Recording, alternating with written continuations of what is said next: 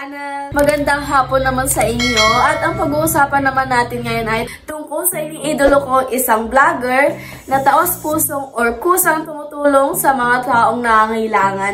Lalo na sa mga bata at mga taong nasa kalsada na nawalan ng bait, guys. Guys, lagi kong napapanood yung kanyang mga vlogs at ako ay labis na namangha sa kanya dahil hindi niya tinatantanan ang kanyang mga natulungan hanggat hindi pa sila nasa maayos na kondisyon, guys.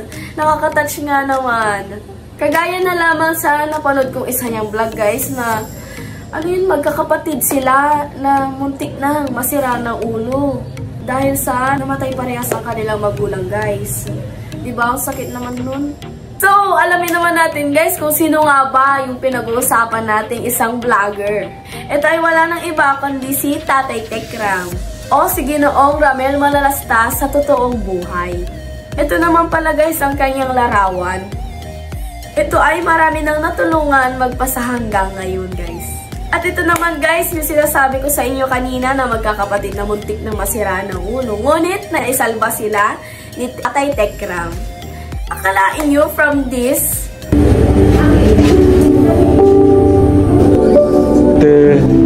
Kumusta?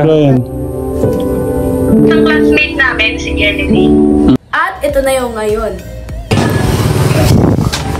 Ayan, guys, so kitang-kitang ang saya na nila, guys. Ayan na sila ngayon, guys, oh. Medyo maaliwalas na ang kanilang buhay.